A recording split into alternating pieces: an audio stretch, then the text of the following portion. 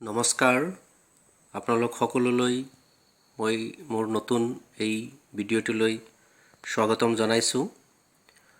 আজিৰ এই খণ্ডটোত আমি আজি অনুষ্ঠিত হৈ যোৱা হাইস্কুল শিক্ষান্ত পৰীক্ষাৰ 2022 বৰ্ষৰ সমাজ বিজ্ঞান অৰ্থাৎ ছ'চিয়েল ছায়েন্সৰ প্ৰশ্ন কাকতখন হাতত তুলি লৈছোঁ। আজি ইয়াৰ অতি চমু বা বস্তুনিষ্ঠ যিবিলাক প্ৰশ্ন আছিলে সেইবিলাক প্ৰশ্নৰ উত্তৰ বা সমাধান দিয়াৰ চেষ্টা কৰিম। আশা কৰোঁ ভিডিঅ'টো শেষলৈকে তোমালোকে চাবা। প্ৰথম প্ৰশ্নটো এনেকুৱা আছে, ব্ৰিটিছ সংসদে কেতিয়া ভাৰত স্বাধীন আইনৰ অনুমোদন জনাইছিল?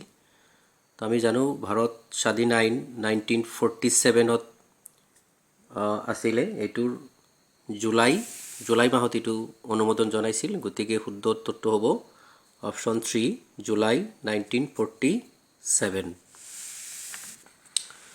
পিছৰ প্ৰশ্নটো আছে, অসমীয়া কৃষকৰ পৰা ভূমি খাজনা বৃদ্ধি নিৰ্ধাৰণৰ বিৰুদ্ধে কোনে মফট মিলছক আৰ্জি লিখিছিল? তো এইটো লিখিছিল আনন্দৰাম ঢেকিয়াল ফুকনদেৱে। শেষৰ অপশ্যনটো আনন্দৰাম ঢেকিয়াল ফুকনদেৱে 1853 চনত মফট মিলছলৈ এখন আৰ্জি লিখিছিল যে ভূমি ৰাজহ কৃষকে দিব পৰাতকৈ বহু বেছি পৰিমাণৰ আছিল। গতিকে এইটো যাতে কমাই দিয়া হয়, এইটো বৃদ্ধিৰ নিৰ্ধাৰণৰ বিৰুদ্ধে আৰ্জি জনাই এখেতে চিঠি লিখিছিল। 1921 চনৰ জুন মাহত গঠন কৰা অসম প্ৰদেশ কংগ্ৰেছৰ অস্থায়ী কমিটিৰ সভাপতি কোন আছিল? এইটো প্ৰথম অপশ্যনটি শুদ্ধ, কুলধৰ চলিহা এখেত আছিল সভাপতি আৰু ছেক্ৰেটাৰী হিচাপে আছিল নবীন চন্দ্ৰ বৰদলৈ। পিছৰ প্ৰশ্নটো হ'ল, কোনজন আহোম ৰজাই কেইবা মহলীয়া তলাতল ঘৰ নিৰ্মাণ আৰম্ভ কৰিছিল? তো আমি জানো এইটো ৰুদ্ৰসিংহদেৱে আৰম্ভ কৰিছিলে। তো ৰুদ্ৰসিংহ হ'ব, এখেতে আৰম্ভ কৰিছিল আৰু এই কাৰ্যটো সমাপ্ত কৰিছিল ৰাজেশ্বৰ সিংহ আৰু তেওঁৰ উত্তৰাধিকাৰীসকলে। অৰ্থাৎ শুদ্ধটো ৰুদ্ৰসিংহই হ'ব। তলৰ কোনটো এটা অজীৱীয় সম্পদ? এনেকুৱা সম্পদ যি জীৱৰ পৰা আহৰণ কৰা নাযায়, এইটো বায়ু হ'ব। তলৰ গেছবোৰৰ ভিতৰত কোনটো গোলকীয় উত্তাপ বৃদ্ধিৰ বাবে দায়ী নহয়?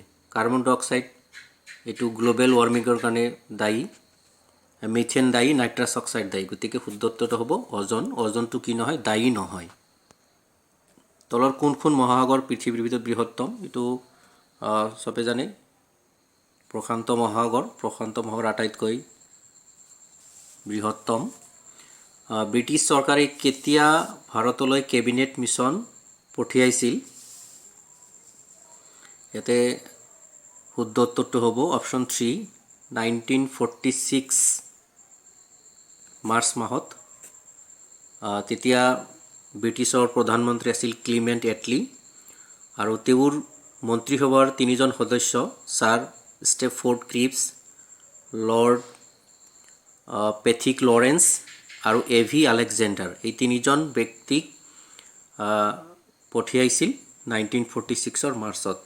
এই 3জন ব্যক্তিৰ যিটো গোট এইটোক কেবিনেট মিছন বুলি জনা যায়। পিছৰ প্ৰশ্ন আছে, সত্যাগ্ৰহ শব্দটো কোনে সৰ্বপ্ৰথম ব্যৱহাৰ কৰিছিল?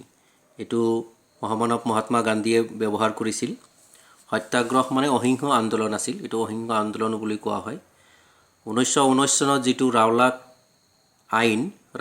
এক্ট প্ৰৱৰ্তন কৰা হৈছিল, সেইটোৰ প্ৰতিবাদ স্বৰূপে এই সত্যাগ্ৰহ 1919 চনত মহাত্মা গান্ধীদেৱে আৰম্ভ কৰিছিল।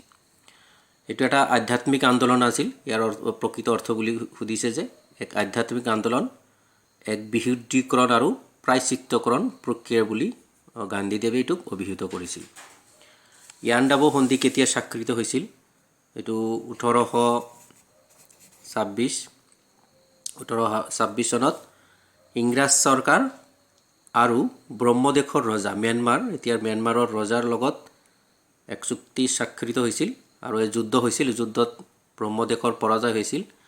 26 চনৰ 24 ফেব্ৰুৱাৰী তোমালোকে তাৰিখটো লিখিব পাৰিবা 24 ফেব্ৰুৱাৰী এই চুক্তি হিচাপে ব্ৰহ্মদেশৰ শাসনভাৰ ইংৰাজৰ অধীনলৈ গৈছিলে ইয়াৰ ফলাফল কি আছিল বুলি সুধিছে এইটো তোমালোকে লিখিব পাৰিবা ভট্টদেৱৰ দুখন জনপ্ৰিয় সাহিত্য ৰচনাৰ নাম লিখিব কৈছে তেখেতে কেইবাখনো লিখিছিল কথা ভাগৱত বা আৰু এটা আছে ভাগৱত কথা গীতা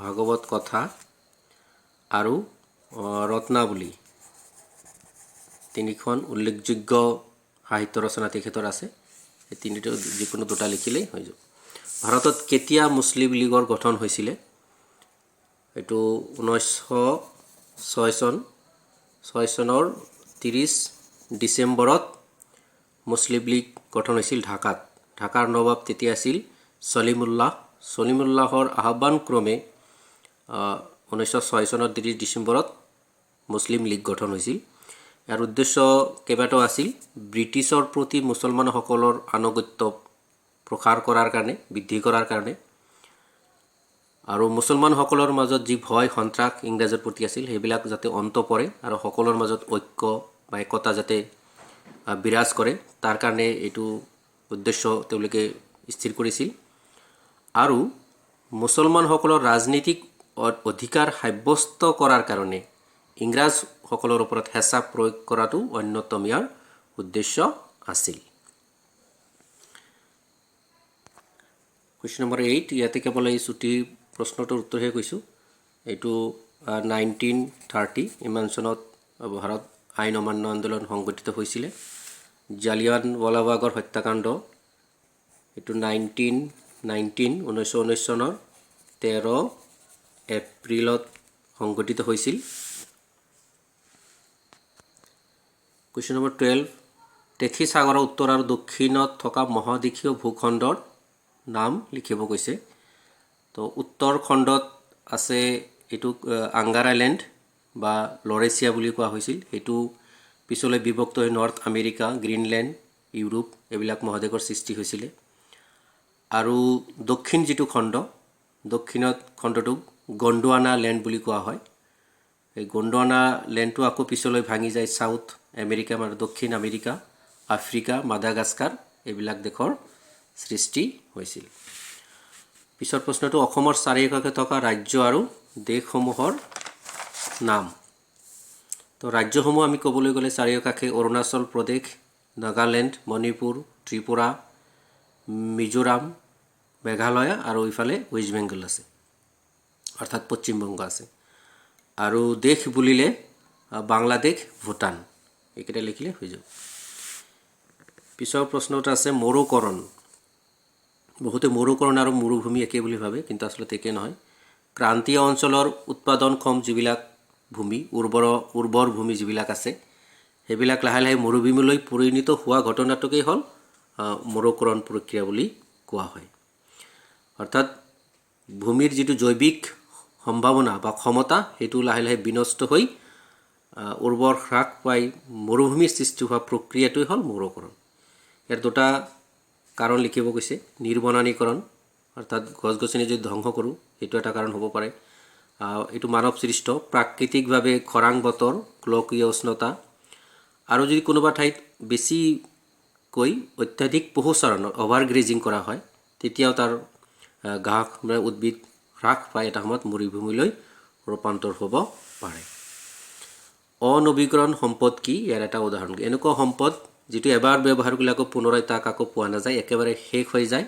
একেবাৰে নিশেষ হৈ যায় তেনেকুৱা সম্পদকে অনবীকৰণযোগ্য নন ৰিনিউৱেবল ৰিনিউ যাক কৰিব নোৱাৰি পুনৰাই যাক পাব নোৱাৰি উদাহৰণ হিচাপে কয়লা খনিজাত তেল খনিজাত পদাৰ্থ কপাৰ গোল্ড চুনশিল লো ৰূপ বা সিলভাৰ আৰু প্ৰাকৃতিক যিবিলাক গেছ আছে খনিৰ পৰা পোৱা সেইবিলাক গেছ এবাৰ ব্যৱহাৰ কৰিলে পুনৰাই তাক আৰু পোৱা নাযায় এইবিলাকে হ'ব ইয়াৰ উদাহৰণ ৰাষ্ট্ৰসংঘৰ যিকোনো চাৰিটা অভিকৰণৰ নাম উল্লেখ কৰা অভিকৰণ বহুকেইটা আছে যদিও তাৰে কেইটামান মই কৈছোঁ আন্তঃৰাষ্ট্ৰীয় শ্ৰমিক সংঘ ইণ্টাৰনেশ্যনেল লেবাৰ অৰ্গেনাইজেশ্যন চমুকৈ ILO তোমালোকে লিখিব পাৰা। সংক্ষেপে লিখিলেও ইয়াৰ সম্পূৰ্ণ ৰূপটো লিখিব লাগিব। ILO, বিশ্ব স্বাস্থ্য সংস্থা WHO আছে। তাৰপিছত আছে তোমাৰ ইউনিচেফ, ৰাষ্ট্ৰসংঘৰ শিশু পুঁজি, United nations international children's emergency, UNICEF লিখিব পাৰা। ইউনেস্কো লিখিব পাৰা, ৰাষ্ট্ৰসংঘৰ শিক্ষা বিজ্ঞান আৰু সাংস্কৃতিক সংগঠন ইউনেস্কো লিখিব পাৰা। ইণ্টাৰনেশ্যনেল মনিটাৰী ফাণ্ড এটা আছে IMF বুলি, এইটো লিখিব পাৰা। খাদ্য আৰু কৃষি সংগঠন food and agriculture organisation FAO, আৰু কেইবাটাও আছে। ৰাষ্ট্ৰসংঘ মানৱ অধিকাৰ আয়োগ UNHRC, ৰাষ্ট্ৰসংঘৰ উন্নয়ন আঁচনি UNDP, একেটাকে অভিকৰণ আছে, বহুকেইটা অভিকৰণ। তোমালোকে যিকোনো 4টা সম্পূৰ্ণ নামসহ লিখিলে হৈ যাব। পিছত আছে বিনিময় কি, বিনিময় প্ৰথাৰ 2টা অসুবিধা উল্লেখ কৰা। এইটো এনেকুৱা এটা ব্যৱস্থা, কোনো এটা সামগ্ৰীৰ বিপৰীতে অইন এটা সামগ্ৰীৰ আদান প্ৰদান যিটো ব্যৱস্থা, এইটোৱে বিনিময় ব্যৱস্থা বা বিনিময় প্ৰথা। পূৰ্বতে এইটো প্ৰথাই বেছি চলিছিল। এতিয়াতো টকা পইচাৰ বিনিময়ত বস্তু আমি কিনা বেচা কৰোঁ, আগতে এটা বস্তুৰ বিনিময়ত বেলেগ এটা বস্তু পোৱা গৈছিল। তো বিনিময় প্ৰথাৰ 2টা অসুবিধা উল্লেখ কৰিব কৈছে। অসুবিধা এইটোৱে, এজনৰ ধৰা ধানৰ প্ৰয়োজন,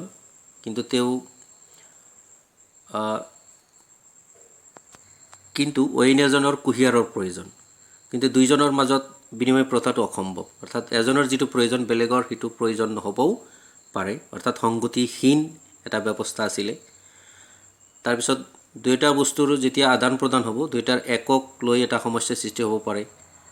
ধৰা ধান আৰু কুঁহিয়াৰৰ মাজত যেতিয়া বিনিময় হ'ব, কিমান বস্তাৰ বিনিময়ত কিমান আটি কুঁহিয়াৰ বা কিমান মুঠি কুঁহিয়াৰ হ'ব, এইটো এটা সমস্যাৰ সৃষ্টি হৈছিলে। আৰু বজাৰ মূল্য যিটো নিৰ্ধাৰণ কৰাটো অসম্ভৱ আছিলে। কেইবাটাও এনেকুৱা অসুবিধা আছে, তোমালোকে যিকোনো 2টা লিখিলেই হৈ যাব। পিছৰ প্ৰশ্ন আছে অৰ্থনৈতিক পৰিকল্পনা কাক বোলে, ইয়াৰ 2টা প্ৰধান প্ৰয়োজনীয়তা উল্লেখ কৰা। নিৰ্ধাৰিত এছোৱা সময়ৰ ভিতৰত কিছুমান সুনিৰ্দিষ্ট লক্ষ্যত উপনীত হোৱাৰ উদ্দেশ্যে এক কেন্দ্ৰীয় কৰ্তৃপক্ষ অৰ্থাৎ কেন্দ্ৰীয় চৰকাৰৰ দ্বাৰা বা এটা বিভাগৰ দ্বাৰা, পৰিকল্পনা আয়োগৰ দ্বাৰা দেশৰ অৰ্থনীতিৰ নিয়ন্ত্ৰণ আৰু দিগদৰ্শনেই হ'ল অৰ্থনৈতিক পৰিকল্পনা। সাধাৰণতে এইটো 5 বছৰ মূৰে কৰা হয়। পঞ্চবাৰ্ষিক পৰিকল্পনা এইটো এটা। ইয়াৰ 2টা প্ৰয়োজনীয়তা উল্লেখ কৰিব কৈছে। ইয়াৰ প্ৰধান প্ৰয়োজনীয়তা হ'ব যাতে আমাৰ দেশৰ অৰ্থনৈতিক উন্নয়নৰ হাৰ তীব্ৰ হয়, বিভিন্ন আৰ্থসামাজিক বৈষম্য আছে এইবিলাক দূৰ কৰা, দৰিদ্ৰতা নিৰ্মূল কৰা, নিয়োগৰ সা সুবিধাৰ সৃষ্টি কৰাৰ বাবে ইয়াৰ প্ৰয়োজনীয়তা আছিলে। আঞ্চলিক বৈষম্য আছে আৰু ছাষ্টেইন ডেভেলপমেণ্ট, বহনক্ষম উন্নয়ন সুনিশ্চিত কৰা, পৰিৱেশ ৰোধ কৰা, আত্মনিৰ্ভৰশীলতা বৃদ্ধি কৰা, এইবিলাকৰ কাৰণে এটা নিৰ্দিষ্ট পৰিকল্পনাৰ প্ৰয়োজন আছে। মুঠ জনমূৰি আয় আৰু মুঠ ব্যয় হ'বলগীয়া ক'ৰ পৰা আয় হ'ব, এইবিলাকৰ ওপৰত নিৰ্ভৰ কৰি এটা নিৰ্দিষ্ট উদ্দেশ্য আগত ৰাখি পেলাই যদি আগুৱাই যোৱা হয় অৰ্থনৈতিক দিশত, দেশ এখন নিশ্চয় স্বাৱলম্বী হ'ব। সেইকাৰণে এই পঞ্চবাৰ্ষিক পৰিকল্পনাসমূহৰ যথেষ্ট প্ৰয়োজনীয়তা আছে। কুৱেশ্যন নম্বৰ 26, বেংক কাক বোলে, ইয়াৰ এটা প্ৰধান ভূমিকা উল্লেখ কৰিব গৈছে। আচলতে এনেকুৱা এটা অনুষ্ঠান যি বিত্তীয় অনুষ্ঠানে কি ক'ব, কেন্দ্ৰীয়ভাৱে ৰাইজৰ পৰা পইচা জমা লয় বা আকৌ সেই পইচা সঞ্চয় কৰি পেলাই ঋণ আদায় দিয়ে, বিভিন্ন উন্নয়নমূলক কামত লোন আগবঢ়ায় বা ঋণ আগবঢ়ায়। আৰু এনেকুৱা অনুষ্ঠান য'ত ৰাইজৰ ধন জমা হয়, এটা সংৰক্ষিত হয়, আৰু সেইটোৰ বাৰ্ষিক হিচাপে ৰাইজে তাৰ পৰা কি কৰিব, আয় লাভ কৰিব, এটা লাভ আদায় কৰিব পাৰিব। এনেকুৱা যিটো বিত্তীয় অনুষ্ঠান, বিত্তীয় ব্যৱস্থা, সেইটোকে আচলতে বেংক বোলে। ইয়াৰ এটা প্ৰধান ভূমিকা উল্লেখ কৰিছে, কেইবাটাও প্ৰধান ভূমিকা আছে। ৰাইজক সহায়াৰ্থে ৰাইজৰ কম সুদৰ হাৰত ঋণ দিয়া, বিভিন্ন উন্নয়নমূলক আঁচনি প্ৰস্তুত কৰা, মুদ্ৰা মূল্য নিৰূপণ কৰা, মুদ্ৰা প্ৰস্তুত কৰা, এনেকুৱা বিনিময় ব্যৱস্থাত বিভিন্ন অৰ্থৰ লগত জড়িত যিবিলাক নীতি সেইবিলাক নীতি প্ৰস্তুত কৰা, এইবিলাক হ'ল বেংকৰ ভূমিকা। গণতান্ত্ৰিক পৰিকল্পনাৰ দুটা প্ৰধান বৈশিষ্ট্য উল্লেখ কৰিব গৈছে। গণতান্ত্ৰিক পৰিকল্পনা মানে ৰাইজৰ অংশগ্ৰহণ য'ত সুনিশ্চিত থাকে। এটা প্ৰধান বৈশিষ্ট্য হ'ল ইয়াত ৰাইজৰ অংশগ্ৰহণ সুনিশ্চিত থাকে। ইয়াতে ক্ষমতাৰ বিকেন্দ্ৰীকৰণ হয়, অৰ্থাৎ ক্ষমতা এক হাতে নাথাকে। বিভিন্ন স্তৰত যেনেকুৱা পঞ্চায়ত, নগৰপালিকা, নগৰ উন্নয়ন সমিতি এইবিলাকলৈ কি হয়, পৰিকল্পনাবিলাক বিকেন্দ্ৰীকৰণ হৈ থাকে, ক্ষমতাৰ বিকেন্দ্ৰীকৰণ হৈ থাকে। আৰু প্ৰত্যক্ষভাৱে চৰকাৰ ইয়াতে নিয়োজিত থাকে, ৰাজ্য চৰকাৰ, কেন্দ্ৰীয় চৰকাৰ, আৰু তাৰ তলৰ যিবিলাক তৃণমূল পৰ্যায়ৰ সংগঠন, পঞ্চায়ত, নগৰপালিকা, পৌৰসভা, পৌৰ নিগম, তো এইবিলাক হ'ল ইয়াৰ প্ৰধান বৈশিষ্ট্য। অৰ্থাৎ এনেকুৱা পৰিকল্পনা য'ত ৰাইজৰ অংশগ্ৰহণ সুনিশ্চিত থাকে, তাকে গণতান্ত্ৰিক পৰিকল্পনা বুলি ক'ব পাৰি। প্ৰিয় ছাত্ৰ ছাত্ৰীসকল, আজিৰ এই খণ্ডটোত আমি ছ'চিয়েল ছায়েন্সৰ অতি চমু যিবিলাক প্ৰশ্ন আছিলে, বস্তুনিষ্ঠ যিবিলাক প্ৰশ্ন আছিলে, সেইবিলাক অলপ আলোচনা কৰিলোঁ। আশা কৰোঁ তোমালোকে আলোচনাকে নিশ্চয় ভাল পাইছা আৰু পৰীক্ষাত কেনেকুৱা ধৰণৰ পাৰফৰ্মেঞ্চ তোমালোকে দিছা এতিয়াৰ লগত ৰিজনি কৰি চাব পাৰিবা। আৰু আপকামিং যিবিলাক ষ্টুডেণ্ট আছে, পৰৱৰ্তী সময়ত মেট্ৰিক পৰীক্ষাত অৱতীৰ্ণ হ'ব, তেওঁলোকৰ কাৰণে এটা ভাল লেচন এটা হ'ব বুলি মই আশা কৰিছোঁ। তেওঁলোকেও এই ভিডিঅ'টোৰ পৰা যথেষ্ট লাভৱান হ'ব। তো এতিয়ালৈকে যিসকল ছাত্ৰ ছাত্ৰী বন্ধু বান্ধৱীয়ে মোৰ চেনেলটো ছাবস্ক্ৰাইব কৰা নাই, আশা কৰোঁ তেওঁলোকে চেনেলটো ছাবস্ক্ৰাইব কৰিব আৰু অইন ছাত্ৰ ছাত্ৰী বন্ধু বান্ধৱীসকলৰ লগত নিশ্চয় শ্বেয়াৰ কৰিব। ধন্যবাদ।